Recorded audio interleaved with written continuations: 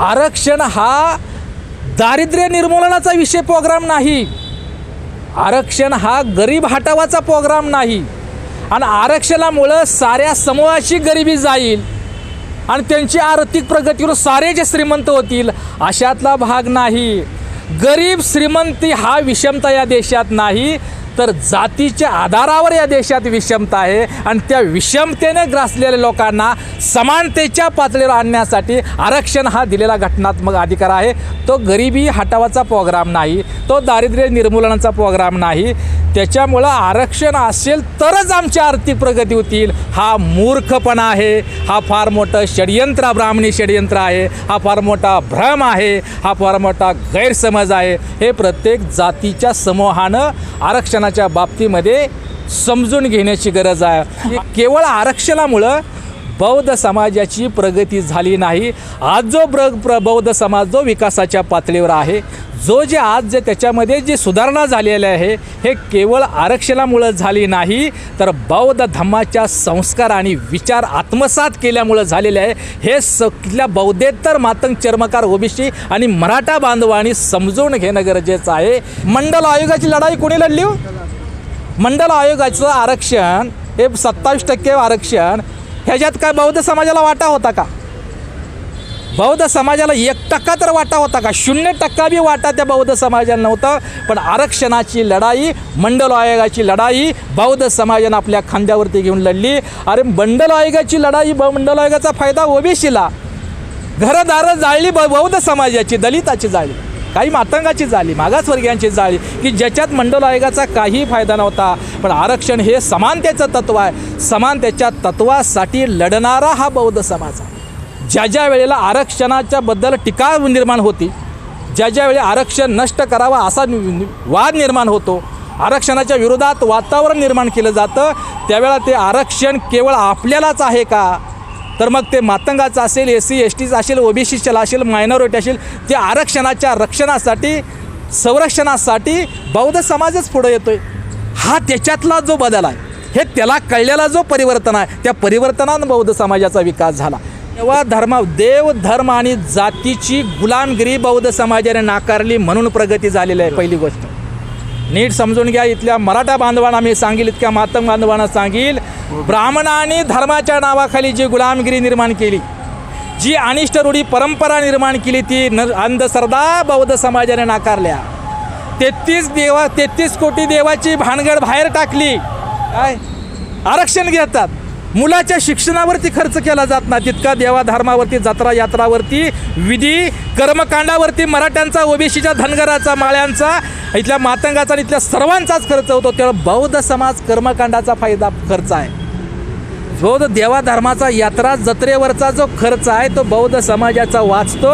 आणि तो कुठं करतो? मुलांच्या शिक्षणावरती खर्च होतो, मुलाच्या शिक्षणावरती करतो.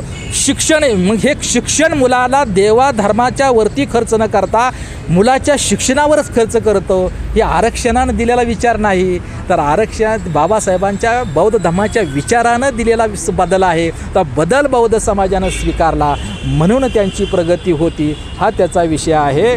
तर मराठ्याचा जो घटनात्मक अधिकार आहे, आरक्षणाचा हक्क आहे, ज्या जागा आहे त्या ब्राह्मणानं लाटल्या, त्या मराठ्यांचा आरक्षणाचा हक्क घटनाता ब्राह्मणाने पळवलेला आहे, ब्राह्मणाने लाटलेला आहे महाराष्ट्रात. तो शत्रू ओळखा. तुमचं कुणी खाल्लंय? तुमच्या घटना ताटातील घटनात्मक घास, तुमच्या लेकरा बाळाचा घास इथल्या ब्राह्मणी व्यवस्थेनं पळवलेला आहे, ब्राह्मणी व्यवस्थेने गिळून करून टाकलेला आहे. आणि तुमचा शत्रू हा ब्राह्मण आणि ब्राह्मणवाद हा मराठ्यांचा शत्रू आहे, हा मातंगाचा शत्रू आहे, हा ओबीसीचा शत्रू आहे, हा धनगराचा शत्रू आहे, हा बौद्धांचा, पूर्ण बहुजन समाजाचा शत्रू आहे. हे मराठ्यांच्या डोक्यात येऊ नये म्हणून ओबीसी आणि मराठा आरक्षणाच्या भांडणं लावली गेली, धनगर आणि SC आदिवासी भांडणं लावली गेली, मातंग आणि बौद्धामध्ये भांडणं लावली गेली. पण तुमचं सारं गिळलं या ब्राह्मण आणि ब्राह्मणवाद्यांनी. त्याच्यावरती थोडंसं प्रबोधन होणं गरजेचं आहे. या Everyone, please follow, like, share, comment and subscribe the Samyak Kranti channel. Thank you. जय भीम, जय संविधान. सम्यक क्रांती चॅनलमध्ये आपले सहर्ष स्वागत आहे. आज आपल्यासोबत मान्य प्रबुद्ध साठे आहेत, जे एक बौद्ध धर्माचे एकदम चांगले अभ्यासू विचारवंत आहेत आणि ठिकठिकाणी महाराष्ट्रामध्ये अनेक धम्म चळवळी, धम्म परिषद तसेच धम्म काय म्हणतात त्याला, चला आपल्या बुद्धाच्या घरी. चला आपल्या बुद्धाच्या घरी अशा प्रकारे अनेक त्यांनी कार्यक्रम केलेले आहेत. तसेच अनेकांना बौद्ध धम्माची दीक्षा दिली. हे सगळ्यात महत्त्वाचं आहे, कारण उपदेश करून चालत नाही तर कृती कार्यक्रम लागतो. या पद्धतीचं त्यांचं कार्य आहे पूर्ण महाराष्ट्रामध्ये. आणि आज त्यांच्याबरोबर चर्चा करत असताना जो महत्त्वाचा विषय आत्ता सध्या पूर्ण महाराष्ट्रामध्ये आणि देशामध्ये गाजतो आहे तो म्हणजे आरक्षणाचा विषय. आरक्षणाचा विषय म्हणजे आत्ता सध्याची जी परिस्थिती आहे, मराठा आरक्षण असेल, धनगर आरक्षण असेल, OBC आरक्षण असेल, ही आरक्षणाची मागणी संपूर्ण जोर धरू लागलेली आहे. आणि या मागणीला जोर धरलेला असतानाच अनेकांच्या मनामध्ये असं आलेलं आहे की जी बौद्धांची प्रगती झालेली आहे, ती बौद्धांची प्रगती फक्त आरक्षणामुळे झाली आहे का, असा नेमका प्रश्न या महाराष्ट्रामध्ये निर्माण झालेला आहे. तर माननीय प्रबोधजी साठे हे आपल्यासाठी चर्चा करायला आपल्यासोबत आहे. आणि त्यांच्याबरोबर चर्चा म्हणजे ही त्यांच्या इतकं चांगली चर्चा याविषयी कोणी दुसरं करू शकत नाही असं आम्हाला वाटतं. म्हणूनच आम्ही त्यांच्याशी ही चर्चा करत आहोत. जय भीम, नमो बुद्धाय. नमो बुद्धाय, जय शिवराय, जय भीम, जय ज्योती, जय लहूजी, जय भारत. आपण अतिशय चांगला प्रश्न आणि सध्याच्या वातावरणामध्ये आरक्षण हा जो घटनात्मक तत्त्वज्ञान आहे, विचार आहे, हक्क आहे, अधिकार आहे, आरक्षणाला आज आणि आरक्षण दिल्यापासून नेहमीच वादग्रस्त मुद्दा बनवलेला आहे. आरक्षणाबद्दल नेहमीच इथल्या ओपन वर्गाची, सवर्ण वर्गाची मानसिकता हे नकारात्मक आणि जातीग्रस्त बनवलेला आहे. आरक्षण हा वादाचा विषय नाही, आरक्षण हा भांडणाचा विषय नाही, तर आरक्षण हा जाती अंताचा विचार आहे. जाती अंतातून समाज जोडावा आणि समाज हा समतेच्या पातळीवर निर्माण व्हावा. इथं जी विषमता आहे, इथे जी असमानता आहे आणि या विषमतेनं ग्रासलेला, जाती व्यवस्थेनं त्रस्त आणि ग्रस्त झालेला, अस्पृश्यतेचे चटके बसलेला सामाजिक, आर्थिक आणि शैक्षणिक या मुद्द्यावर जो मागास आहे, अशा उपेक्षित वर्गाला समान पातळीवर आणण्यासाठी दिलेली विशेष संधी म्हणजे आरक्षण आहे. आणि त्याला समतेच्या पातळीवर आणण्यासाठी, राष्ट्राच्या, समाजाच्या प्रमुख प्रभावामध्ये आणण्यासाठी तो दिलेला अधिकार आहे, तो घटनात्मक अधिकार आहे, तो त्या वर्गाचा नैसर्गिक अधिकार आहे. आणि त्याच्यामुळं ती काही एखादी भीक नव्हे किंवा एखादी सवलत नाही. त्याच्यामुळं आरक्षण हा समतेचं तत्त्वज्ञान आहे, तो भांडणाचा विषय नाही. पण आरक्षण दिल्यापासून आरक्षण विरोधी, अर्थात इथल्या व्यवस्था प्रस्थापित मनवादी, ब्राह्मणवादी लोकांनी, इथल्या सवर्ण लोकांनी, इथल्या बहुजन समाजाला, SC ST OBC आणि मराठा मुस्लिम इत्यादी बहुजन समाजाला, इथं भारतीय समाजाच्या डोक्यामध्ये आरक्षणाच्या बद्दल सतत नकारात्मक मानसिकता बनवली, जातीग्रस्त मानसिकता बनवली. आरक्षणाच्या विरोधात सातत्यानं आंदोलन, आरक्षणाच्या बद्दल सातत्यानं भांडणाचा विषय बनवला. तर तो आरक्षण हा भांडणाचा विषय नाही. दुसरा जो मुद्दा आहे तुमचा, असा मला प्रश्न केला आहे की आरक्षण आज असं चाललं आहे, सगळ्यात मोठं दुर्दैव आणि गमतीचा विषय असा आहे की कुठल्याही जातीची किंवा कुठल्याही समूहाची, कुठल्याही समाजाची जर आर्थिक प्रगती व्हायचं, प्रगतीची व्याख्या काय, असा एक मला प्रश्न पडतो. म्हणजे समाजाची प्रगती व्हायला पाहिजे, आमच्या लेकराबाळाची प्रगती व्हायला पाहिजे, जातीची आमच्या प्रगती व्हायला पाहिजे, आम्हाला बी अधिकार मिळाला पाहिजे, आमच्यात बी गरिबी आहे, असं म्हणून जे आम्हाला प्रगती व्हायला पाहिजे आणि कुठल्याही जातीची कुठल्याही जात समूहाची प्रगती करायची असेल तर आरक्षणाशिवाय पर्यायच नाही. आरक्षण असेल तरच आमची प्रगती होईल, आर्थिक प्रगती होईल. असं जी फॅड आणले डोक्या नव्यांमध्ये, असा जी लोकांचा समूहाचा एक गैरसमज करून ठेवलेला आहे, प्रकार करून ठेवलेला आहे. आरक्षण म्हणजे आरक्षण नसेल तर प्रगतीचे सारे दार बंद आहेत. आरक्षण हा दारिद्र्य निर्मूलनाचा विषय प्रोग्राम नाही. आरक्षण हा गरीब हटावाचा प्रोग्राम नाही. आणि आरक्षणामुळं साऱ्या समूहाची गरिबी जाईल आणि त्यांची आर्थिक प्रगतीवर सारे जे श्रीमंत होतील अशातला भाग नाही. गरीब श्रीमंती हा विषमता या देशात नाही, तर जातीच्या आधारावर या देशात विषमता आहे. आणि त्या विषमतेने ग्रासलेल्या लोकांना समानतेच्या पातळीवर आणण्यासाठी आरक्षण हा दिलेला घटनात्मक अधिकार आहे. तो गरिबी हटावाचा प्रोग्राम नाही, तो दारिद्र्य निर्मूलनाचा प्रोग्राम नाही. त्याच्यामुळं आरक्षण असेल तरच आमची आर्थिक प्रगती होतील हा मूर्खपणा आहे. हा फार मोठं षडयंत्र, ब्राह्मणी षडयंत्र आहे. हा फार मोठा भ्रम आहे. हा फार मोठा गैरसमज आहे. हे प्रत्येक जातीच्या समूहानं आरक्षणाच्या बाबतीमध्ये समजून घेण्याची गरज आहे. आणि तिसरा अत्यंत महत्त्वाचा मुद्दा असा आहे की आरक्षणामुळं बौद्ध समाजाची प्रगती झाली का? अतिशय चांगला मुद्दा. बौद्ध समाज म्हणजे आंबेडकर समाज किंवा पूर्वाश्रमीचा महार समाज आरक्षणामध्ये आज पुढे गेलेला आहे का? किंवा आरक्षणामुळं त्याची जी प्रगती झालेली आहे की केवळ आरक्षणामुळं झालेले आहे का? असा जर प्रश्न असेल तर त्याला माझं उत्तर आहे की आरक्षणामुळं बौद्ध समाजाची, केवळ आरक्षणामुळं बौद्ध समाजाची प्रगती झाली नाही. आज जो बौद्ध समाज जो विकासाच्या पातळीवर आहे, जे आज जे त्याच्यामध्ये जी सुधारणा झालेली आहे, हे केवळ आरक्षणामुळं झाली नाही, तर बौद्ध धम्माच्या संस्कार आणि विचार आत्मसात केल्यामुळं झालेले आहे. हे सगळ्या बौद्धेतर मातंग चर्मकार ओबीसी आणि मराठा बांधवांनी समजून घेणं गरजेचं आहे. की आज एक मला सांगा की मी म्हणेल की आरक्षण म्हणजे केवळ बौद्ध समाजच घेतोय का?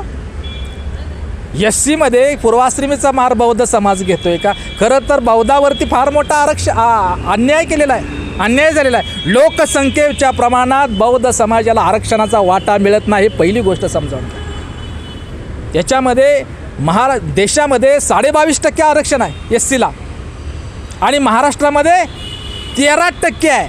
आणि 13%त फक्त बौद्धच आहेत का? 13% आरक्षण फक्त बौद्धच समाज खातोय का? 13% आरक्षण फक्त पूर्वाश्रमीचा महार समाज खातोय का? 13%मध्ये मातंग आहे, चर्मकार आहे, मेहतर आहे, बंगे इतर जातीमध्ये आहे. आणि त्या जातीच्या वाटेमध्ये बौद्ध समाज आहे. त्याला मिळणारा 13% आरक्षणात किती वाटा मिळणार आहे? आणि त्यातून जर आज देश पातळीवर चर्मकार समाज आरक्षणाचा जास्त फायदा होतो. चर्मकार पुढे जायला पाहिजे होता.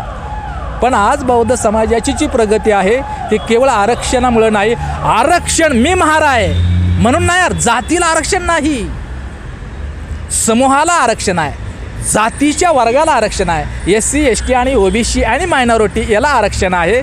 तर आरक्षणामुळं नाही, तर आरक्षण घेण्याची जी पात्रता बौद्ध समाजामध्ये निर्माण झालेली आहे ती केवळ आरक्षणाच्या तत्वामुळं नाही झाली, तर डॉक्टर बाबासाहेब आंबेडकरांच्या विचाराच्या ताकदीनं, विचाराच्या प्रेरणेनं बाबासाहेब आंबेडकरांनी दिलेली चळवळीची जी धार आहे, चळवळीतून तावून सुलाकून निघालेला हा बौद्ध समाज आहे, आंबेडकर समाज आहे, प्रबुद्ध समाज आहे. आणि त्यांनी तो शिक्षिका, संघटित व्हा आणि संघर्ष करा हा जो बाबासाहेबांचा संदेश आहे तो बौद्ध समाजानं तंतोतंत पाळला. आणि शिक्षणावरचं सारं लक्ष बौद्ध म्हणजे आरक्षण मिळवण्याची जी पात्रता आरक्षणामुळे नाही झाली, आरक्षण मिळवण्याची पात्रता सगळ्यात जास्त कुणी निर्माण केली असेल तर ते बौद्ध समाजामुळे केली. आणि बौद्ध समाजामध्ये कधी निर्माण झाली तर बाबासाहेब आंबेडकरांचा विचार स्वीकारल्यामुळं, त्या विचाराप्रमाणे वागल्यामुळं, बौद्ध धम्माचा स्वीकार केल्यामुळं आणि बौद्ध धम्माप्रमाणे त्याचं अनुपालन केल्यामुळं आरक्षण घेण्याची पात्रता बौद्ध समाजाने निर्माण केली. म्हणून आरक्षणाचा केवळ आरक्षण विचारामुळं फायदा झाला. बौद्ध धम्माच्या संस्कारामुळं पूर्वाश्रमीचा महार हा बौद्ध झाला, प्रबुद्ध झाला. 100% नाही झाले बौद्ध, 100% नाही परिवर्तन झाले, पण बौद्ध धम्माच्या विचाराप्रमाणे आणि तत्वाप्रमाणे आंबेडकर समाज बदलाच्या दिशेनं आहे, बदलाच्या प्रक्रियेमध्ये आहे, प्रबुद्ध भारताच्या दिशेनं तो वाटचाल करतोय, म्हणून तो आज सगळ्यांमध्ये पुढं आहे. तर आज बघा या देशामध्ये ओबीसीचं आरक्षण, मंडल आयोगाची लढाई कोणी लढली हो? मंडल आयोगाचं आरक्षण हे 27% आरक्षण, ह्याच्यात काय बौद्ध समाजाला वाटा होता का? बौद्ध समाजाला 1% तर वाटा होता का? 0% बी वाटा त्या बौद्ध समाजाला नव्हतं. पण आरक्षणाची लढाई, मंडल आयोगाची लढाई बौद्ध समाजानं आपल्या खांद्यावरती घेऊन लढली. अरे मंडल आयोगाची लढाई, मंडल आयोगाचा फायदा ओबीसीला, घरदारं जाळली बौद्ध समाजाची, दलिताची जाळली, काही मातंगाची जाळली, मागासवर्गीयांची जाळली, की ज्याच्यात मंडल आयोगाचा काही फायदा नव्हता. पण आरक्षण हे समानतेचं तत्त्व आहे, समानतेच्या तत्त्वासाठी लढणारा हा बौद्ध समाज आहे. ज्या वेळेला आरक्षणाच्या बद्दल टीका निर्माण होती, ज्या वेळी आरक्षण नष्ट करावा असा वाद निर्माण होतो, आरक्षणाच्या विरोधात वातावरण निर्माण केलं जातं, त्यावेळेला ते आरक्षण केवळ आपल्यालाच आहे का? तर मग ते मातंगाचं असेल, SC STचं असेल, ओबीसीचं असेल, मायनॉरिटी असेल, ते आरक्षणाच्या रक्षणासाठी, संरक्षणासाठी बौद्ध समाजच पुढं येतोय. हा त्याच्यातला जो बदल आहे, हे त्याला कळलेला जो परिवर्तन आहे, त्या परिवर्तनानं बौद्ध समाजाचा विकास झाला. एक आहे की भारतीय संविधानाचा लाभार्थी, किंबहुना आंबेडकरी चळवळीचा लाभार्थी केवळ महार समाज नाही, पूर्वाश्रमीचा केवळ बौद्ध समाज नाही, इथला मातंग, चर्मकार, माळी, साळी, कुणबी, नावी, ढोर, सुतार, मराठा, मुस्लिम, धनगर, आदिवासी, भटका, सर्व बहुजन समाज, शेतकरी, महिला हे आंबेडकरी चळवळीच्या लाभार्थी आहेत, हे संविधानाच्या लाभार्थी आहेत. पण लाभ घेतात, पण संविधान निर्माण करणारी आंबेडकरी चळवळीचा, बहुजन चळवळीच्या, परिवर्तन चळवळी मात्र भाग मात्र घेत नाही. लक्षात घ्या, लाभ घेतात पण त्या आरक्षणाचा लाभ घेतात, पण आरक्षणाच्या पाठीमागची जी चळवळ आहे त्याच्यात भाग घेत नाही. घटनात्मक हक्क म्हणून आरक्षण मागणं, हक्क मागतात, हक्कासाठी मोर्चा करतात, आंदोलन करतात, पण आरक्षणाच्या पाठीमागचं जी कर्तव्य आहे ते कर्तव्य मात्र इतर समाज पाळत नाही. बौद्ध समाज हा बाबासाहेबांच्या विचारानं, बुद्धांच्या विचारानं, भगवान बुद्धांच्या विचारानं, अण्णाभाऊंच्या विचारानं, महात्मा ज्योतिबा फुल्यांच्या म्हणजे परिवर्तनवादी जो विचार आहे तो विचार त्यांनी आत्मसात केल्यामुळं हा समाज पुढे गेला. लक्षात घ्या, अनिष्ट रूढी परंपरा, ज्या समाजाला समान आरक्षण का आहे, हा आरक्षण हा कायद्यामध्ये शब्द नाही, त्याच्यावर मात्र पुढं मी बोलतो. परंतु आरक्षण हा जो फायदा आहे की समजा ज्याचं देव धर्म आणि जातीची गुलामगिरी बौद्ध समाजाने नाकारली म्हणून प्रगती झालेली आहे. पहिली गोष्ट नीट समजून घ्या. इथल्या मराठा बांधवांना मी सांगेल, इतक्या मातंग बांधवांना सांगेल, ब्राह्मणांनी धर्माच्या नावाखाली जी गुलामगिरी निर्माण केली, जी अनिष्ट रूढी परंपरा निर्माण केली, ती अंधश्रद्धा बौद्ध समाजाने नाकारल्या. 33 कोटी देवाची भानगड बाहेर टाकली. 22 प्रतिज्ञा बाबासाहेबांनी दिल्या, ते 22 प्रतिज्ञाचं तंतोतंत जो पालन करतो तोच आरक्षणाचे लाभार्थी होऊन तोच शिक्षणाच्या माध्यमातून पुढे करतो. शिक्षणाचा जो खर्च आहे, एखादा बौद्ध तर बघा मातंग असेल, चर्मणा तर मराठा घ्या, ओबीसी घ्या, मुलावरती खर्च करत नाही तेवढं देवाधर्मावरती खर्च होतो. काय आरक्षण घेतात, मुलाच्या शिक्षणावरती खर्च केला जात नाही तितका देवाधर्मावरती, जत्रा यात्रावरती, विधी कर्मकांडावरती मराठ्यांचा, ओबीसीच्या, धनगराचा, माळ्यांचा, इथल्या मातंगाचा आणि इथल्या सर्वांचाच खर्च होतो. तेव्हा बौद्ध समाज कर्मकांडाचा फायदा खर्च आहे. बौद्ध देवाधर्माचा, यात्रा जत्रेवरचा जो खर्च आहे तो बौद्ध समाजाचा वाचतो आणि तो कुठं करतो, मुलांच्या शिक्षणावरती खर्च होतो, मुलाच्या शिक्षणावरती करतो. शिक्षण, मग हे शिक्षण मुलाला देवाधर्माच्या वरती खर्च न करता मुलाच्या शिक्षणावरच खर्च करतो. हे आरक्षणानं दिलेला विचार नाही, तर आरक्षण बाबासाहेबांच्या बौद्ध धर्माच्या विचारानं दिलेला बदल आहे. तर बदल बौद्ध समाजानं स्वीकारला म्हणून त्यांची प्रगती होती, हा त्याचा विषय आहे. तर आरक्षणाचा केवळ 2% फायदा होतो. देशामध्ये नोकऱ्या किती आहेत? 2% फक्त फायदा बौद्ध समाजाचा. आणि 100% समाजाचा फायदा करायचा असेल तर आरक्षण नाही, तर बौद्ध धम्माचा स्वीकार आणि अनुपालन केल्याशिवाय समाजाची, कोणत्याही समूहाची, कोणत्याही समाजाची प्रगती होणार नाही. हे बौद्ध समाजाला कळलेलं आहे. बुद्ध विहार हे धार्मिक समुदाय नाही. बुद्ध विहार हे माणसाच्या समाजाच्या सर्वांगीण प्रगतीचं केंद्र आहे आणि हे केंद्र बौद्ध समाजात आहेत. त्याच्यामुळे त्यांची प्रगती शिक्षणाला सामाजिक जाणीव आणि संस्काराची जोड असल्याशिवाय माणसाची प्रगती होत नाही. आणि हे शिक्षणाला हे कुणाला कळलं तर हे पूर्वाश्रमीच्या महार समाजाला कळलं, हे पूर्वाश्रमीच्या आताच्या बौद्ध समाजाला कळलं, आंबेडकरी समाजाला कळलं, प्रबुद्ध समाजाला कळलं, म्हणून त्यांची प्रगती झालेली आहे. आरक्षणांनाही ओपनमधून सुद्धा बौद्ध समाजाच्या काय मुलं आणि मुली ओपनमधून सुद्धा तुम्हाला MPA UPSCमध्ये आलेले प्रथम आहेत. आरक्षण त्याचे प्रयत्न करतात, टक्केवारी करतात. साताऱ्याचा एक उदाहरण देतो विजय पगारे, पेपरला आली होती सम्राटला बातमी, ज्याला राहायला घर नव्हतं, गोधडीची झोपडी होती, शिकून सवरून तो इतका बनला. त्या पालाच्या झोपडीमध्ये बुद्धांच्या प्रतिमा, बुद्धांची मूर्ती ती बाबासाहेबांचा फोटो होतं. हा विचार त्याला बाबासाहेबांच्या विचारानं प्रेरणा घेऊन तो फिलिपाईन्स देशाचा पंतप्रधानाचा सल्लागार झाला. केवळ आरक्षणाने नाही झाला, बाबासाहेबांचा विचार स्वीकारल्यामुळे झाला, आंबेडकरवाद स्वीकारल्यामुळे झाला. असं बोललं जातं की आरक्षण ज्यांना दिलेलं आहे म्हणजे SC ST OBCंना किंवा दुर्बल घटकांना आरक्षण दिलेलं आहे.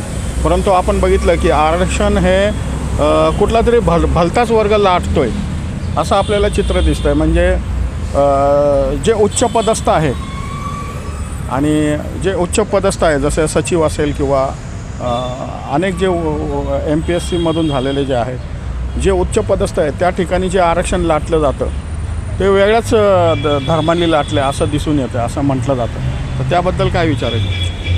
खरं तर आरक्षण बाबासाहेबांनी जे घटनेमध्ये आरक्षण दिलं त्या आरक्षणाची अंमलबजावणी झाली नाही. ती आरक्षणाचा हक्क प्राप्त असणाऱ्या सर्व जाती घटकावरती, सर्व वर्ग घटकावरती अन्याय झालेला आहे. लोकसंख्येप्रमाणे आरक्षण नाही दिलं गेलं. SC ST OBC यांची जी लोकसंख्या आहे मायनॉरिटी 85% आहे आणि 85% आरक्षण नाही. घटनेमध्ये 85% आरक्षण नाही तर 50% आरक्षणाची मर्यादा सुप्रीम कोर्टाच्या माध्यमातून ब्राह्मणवादी आणि याचिका निर्माण घातली. ते सोहणी कोणा आहे त्या सोहणीच्या माध्यमातून आणि 49-50% मर्यादा गाठली. पण आरक्षण नसतानासुद्धा आरक्षणाचे त्याची अंमलबजावणी झाली नाही. आणि आज तर आरक्षण खाजगीकरण केलेलं आहे. पुन्हा कंत्राटी बेतवर नोकर भरती आहे. मुलं शिक्षणाच्या माध्यमातून हा समाज शिकायला लागल्यामुळे शिक्षणाचं खाजगीकरण करण्यात आलेलं आहे. आणि त्याच्यासुद्धा तुम्ही जे म्हणता हे सचिवालयामध्ये आरक्षण नसताना जवळजवळ महाराष्ट्र शासनाचं सचिवालय असो, केंद्र शासनाचं सचिवालय असो, न्यायपालिकेचा कर्मचारी असो, संसदेचा कर्मचारी असो, राष्ट्रपतीचा कर्मचारी असो, केंद्र शासनाचे जे जबाबदार क्षेत्र खाते आहे त्याच्यामध्ये जर सचिवालयाची जर तुम्ही यादी काढली, आरक्षण कोण लाटतं यादी काढली तर जवळजवळ 95% ब्राह्मणच आहेत. पंतप्रधान कार्यालयाच्या सचिवालयामध्ये 95 आरक्षण नाही, मग 95% कशी काय भरती? न्यायपालिकेमध्ये भरती बघा 95% भरती आहे. म्हणजे महत्त्वाच्या उच्च पदावरती सचिवालयाच्या उच्च पदाच्या दर्जावरती आरक्षण नसताना ज्या ब्राह्मणानं धर्माच्या नावाखाली ब्राह्मणी व्यवस्था निर्माण करून इथल्या SC ST OBC बहुजन समाजाचं शोषण केलं. आरक्षण म्हणजे ज्या शोषित वर्गाला दिले गेले, पण आरक्षणाची अंमलबजावणी न करता जो शोषक वर्ग आहे आरक्षण नसताना सुद्धा इथल्या प्रशासन नोकरीचा आणि शिक्षणाचा जास्तीत जास्त लाभ हा शोषक वर्ग असणारा ब्राह्मणवादी वर्गच लोक घेत आहे. आणि त्याच्यामुळं दुसरा मुद्दा तेच लोक घेत आहे. खरं मला सांगायचं आहे मराठ्यांचं आरक्षण 50% जे आरक्षण आहे, आरक्षण कुणा आरक्षणात शब्द ना रिप्रेझेंटेशन शब्द आहे घटनेत. आरक्षण हा कायदेशीर शब्द नाही. आरक्षण नावाचा कोणताही कायदेशीर शब्द नाही. रिप्रेझेंटेशन शब्द आहे. रिझर्वेशन असा शब्द नाही. रिप्रेझेंटेशन प्रतिनिधित्वाचा, ज्यांना शैक्षणिक आणि सामाजिक मागासले त्यांना प्रतिनिधित्वाचा मुद्दा हा आहे. आणि मला सांगा SC ST OBC या 85% लोकांना किती टक्के आरक्षण आहे? 15% आरक्षण. राहिलेले 15% उच्चवर्णीयांना किती राहते शिल्लक? 50%. फायदा कुणाला आहे? आरक्षण SCला आहे, STला आहे, OBCला आहे, पण सवलत उच्चवर्णीयाला आहे ना. सवलत सवर्ण वर्णाला 50% आहे आणि त्या 50% राहिलेला जे वर्ग आहे, खरं म्हणून म्हणतोय की मराठा बांधवांना आरक्षण मिळावं याच्यासाठी त्यांना आमचा पाठिंबा आहे.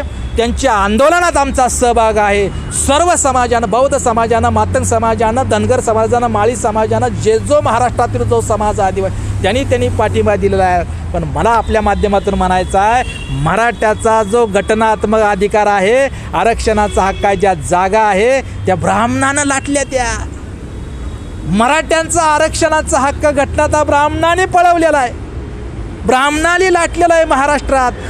तो शत्रू ओळखा. तुमचं कुणी खाल्लंय?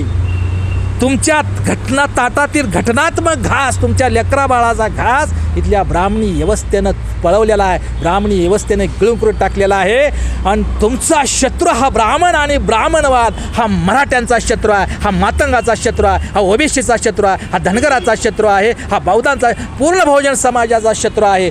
हे मराठ्यांच्या डोक्यात येऊ नये म्हणून OBC आणि मराठा आरक्षणाच्या भांडणं लावली गेली, धनगर आणि SC आदिवासी भांडणं लावली गेली, मातंग आणि बौद्धामध्ये भांडणं लावली गेली. पण तुमचं सारं गिळलं या ब्राह्मण आणि ब्राह्मणवाद्यांनी. त्याच्यावरती थोडंसं प्रबोधन होणं गरजेचं आहे या मताचा माणूस. काय आव्हान कराल तुम्ही सगळ्या मराठा बांधवांना किंवा OBC बांधवांना? मराठा बांधवांना मी आव्हान करेल की बाबांनो, आता एक मी 2-3 मुद्दा मांडेल की आता मागतकरी न बनता SCनं बी मागतकरी बनायचं सोडून द्यावं. आरक्षण आता बदलत्या परिस्थितीतून विकासाचा गरिबी हटवाचा मुद्दाच नाही. आरक्षण हे खाजगीकरणानं संपुष्टात आणलेलं आहे. आरक्षण हे निष्क्रिय करून टाकलेलं आहे. नरेंद्र मोदी सरकारनं आजचे दिन लाएंगे ना खाऊंगा ना खाणे दूंगा म्हणत 9 वर्ष कधी नाही मिळलं आणि गटागटा गिळलं अशी अवस्था सरकारची झालेली आहे. सारे एक सुद्धा उद्योग, सरकारी उद्योग मोदी सरकारने निर्माण केला, सरकारी उद्योग नाही केला आहे. ते सरकारी उद्योग हे विकाय काढलेले आहेत. भंगाराच्या भावामध्ये सरकारी उद्योगात नफ्यात असणारे उद्योगसुद्धा विकायला लागलेले आहेत. म्हणून सरकार खाजगीकरण टाकलेलं आहे. जिथं नोकरीच्या संधी आहेत, शिक्षण झाल्यानंतर जिथं नोकरी मिळालेली आहे, ज्या क्षेत्रात नोकरी मिळाली ते क्षेत्रच खाजगी करून टाकलेलं आहे. ज्या क्षेत्रात भांडवलशाहीला भंगाराच्या भावाने विकायलेलं आहे, आरक्षणच राहिलेलं नाही, निष्क्रिय करून टाकलेलं आहे. त्याच्यामुळं आरक्षण हा आता विकासाचा आणि प्रगतीचा मुद्दा राहिला नाही. तर याबरोबरच खाजगीकरणाच्या विरोधातसुद्धा तुम्हाला आंदोलन करावं लागेल. शिक्षणाचं राष्ट्रीयकरण तुम्हाला याच्यासाठी तुम्हाला मागणी करावी लागेल. आणि हे सरकार जाण्याकरता EV मिशन हे बंद करून बॅलेट पेपरवरती मतदान करा. मतदान झालं पाहिजे तरच या देशाची लोकशाही आणि संविधान वाचेल आणि इथल्या मागापासून तर मराठ्याची भावी पिढी वाचेल, ते सुखाची राहील. हे समजून घेणं गरजेचं आहे. साधा मुद्दा मला पाहिजे, आरक्षण हा केंद्र राज्याच्या आधिपत्याखालचा विषय नाही. आरक्षण हा राज्य सरकारच्या अधिकाराचा विषय नाही, तो केंद्र सरकारचा विषय आहे. आणि दुसरा मुद्दा असा आहे की लय मोठा गैरसमज आहे. 50% जी आरक्षणाची मर्यादा घातलेली आहे सुप्रीम कोर्टानं, ही बाबासाहेबांनी घटनेत घातली. लय मोठा हा चुकीचा गैरसमज आहे. महामानव डॉक्टर बाबासाहेब आंबेडकरांनी आरक्षण देताना घटनेमध्ये कोणत्याही टक्केवारीची अधिक बंधन घातलं नाही. 50% मर्यादा ही बाबासाहेबांनी घातली नाही किंवा तसं स्पष्ट लिहिलं नाही. लोकसंख्येप्रमाणे आरक्षण दिलं पाहिजे असं म्हणून घातलं सुप्रीम कोर्टानं. आता मला आता म्हणायचं आहे, जरांगे पाटलांना त्यांचं मी कौतुक करतो. अतिशय प्रामाणिक, स्वाभिमानी आणि प्रामाणिक आणि त्यागी माणसानं जर पुढं आलं तर समाज त्याला स्वीकारतो. याचं ज्वलंत उदाहरण म्हणजे मराठा आंदोलन आणि जरांगे पाटलाचं. आणि तसं आहे की हे जे सरकारनं जे ठराव केला, सर्वपक्षीय बैठक झाली आणि त्याच्यावरती जरांगे पाटलाला एक निवेदन दिलं, एक GRची कॉपी दिली की आम्हाला 2 महिने वाढवायचं. अरे उल्लू बनवत आहे का मराठ्यांना जरांगे पाटलांना? आणि जे शिष्टमंडळ गेला, शिष्टमंडळ तर चांगली माणसं असावी, प्रामाणिक माणसाला लाखोचे मोर्चे. महाराष्ट्रामध्ये कायदा सुव्यवस्थेची परिस्थिती बिघडलेली आहे, आंदोलन चिघळलेलं आहे आणि त्याच्यावर बोलले ते मंत्री धनंजय मुंडे. निवेदन जरांगे पाटलाला तुम्ही पाहिलं असेल, डोळा मारतात. निवेदन देताना ते सामंतावर बोलताना निवेदन देताना धनंजय मुंडे डोळा मारतात. डोळा मारायचं म्हणजे काय हो, उल्लू बनवायचं आहे. आजचं मरण उद्यावर ढकलण्याचं काम करायला लागलं. वेळ काढूपणा करून मराठ्यांना खेळवत आणि झुलवून ठेवत आहे सरकार. वेळ काढूपणा करून सरकार आरक्षणाच्या आंदोलनाचे आरक्षण देण्याच्या काही घटनात्मक आणि न्याय हक्कापासून सरकार मराठा आरक्षणाच्या आंदोलनातून पळ काढतं आहे. आणि मला असं वाटायचं आहे की बाबा, तुम्ही हे सर्वपक्षीय बैठक ठरवता. सर्वपक्षीय बैठकीतून तुम्ही एक ठरवा, केंद्र शासनाला एक ठराव पास करा आणि केंद्र शासनाला आरक्षणाच्या मुद्द्यावरती 50% आरक्षणाची मर्यादा आहे, ते मर्यादा हटवण्याचा केंद्र संसदेमध्ये कायदा पास करावा असा ठराव करा ना. तामिळनाडूमध्ये जवळजवळ 60%च्या वर आरक्षण आहे. तो जरी पेंडिंगला असला तर मराठा समाजाला दिला तर घटनेच्या 9व्या परिशिष्टामध्ये मराठा आरक्षणाचा मुद्दा करून संसदेमध्ये तसा कायदा पास करा, 50% आरक्षणाची मर्यादा, तरच होईल. जरांगे पाटीलांनी असं मागत बसलं, मागणी केली आणि आंदोलन केलं तर त्यांना हे मिळणार नाही हे तर आता सरकारच्या भूमिकेवरून दिसून येतं. मग त्यांनी नेमकं काय करायला पाहिजे? सरकार मराठा आरक्षणावर गंभीर नाही हे धनंजय मुंडेच्या डोळा मारण्यावरून आणि मागच्या 30 वर्षापासून जे आंदोलन आताचं जरांगे पाटलापासून आहे, 30 वर्षापासूनचं आंदोलन आहे आणि त्याच्यावरती गांभीर्य नाही. 150पेक्षा आमदार मराठा आहेत, मंत्री आहेत, सर्व मराठ्यांच्या जास्तीत जास्त शिक्षण संस्था मराठ्याच्या आहेत, मंत्री मराठा आहे. सरकार सर्वपक्षीय जर आमदारी एकत्र आलं तर मराठ्यांचं सरकार बनवू शकतं. परंतु आता याच्यावरती ते गांभीर्य नाही.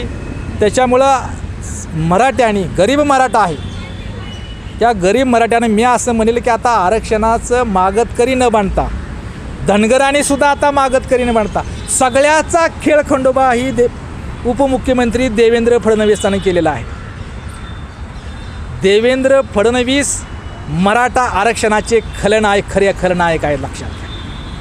हे जरांगे पाटलानं समजून घेणं गरजेचं आहे. ह्या ईडीला घाबरून मुख्यमंत्री एकनाथ शिंदे आणि उपमुख्यमंत्री अजित पवार हे प्यादे आहेत, भावले आहेत. खरा आरक्षण त्याच्यामुळं आपल्या मालकाला न विचारता मराठ्यांनी काय करावं? मराठ्यांनी 2 महिन्याची मुदत दिलेली आहे. 2 महिन्यानंतर पुन्हा उपोषण, पुन्हा हे फसवे चोर येणार तुमच्याबरोबर, पुन्हा हे सगळे फसवेगिरी करणार, पुन्हा तुम्हाला सहानुभूती जाणार, ही करणार. त्याच्यामुळं माझं असं मराठा बांधवांना म्हणणं आहे की आता या महाराष्ट्राच्या राजकारणातून काँग्रेस, भाजप, राष्ट्रवादी, शिवसेना, मनसे इत्यादी प्रस्थापित आणि मनोवादी पक्षाला महाराष्ट्राच्या राजकारणातून कालबाह्य करावं आणि गरीब मराठा, शिवरायांचा रयतेचा मराठा, ओबीसी, ST, SC या सर्व बहुजनानं एकत्र येऊन पर्यायी राजकारण द्यावं.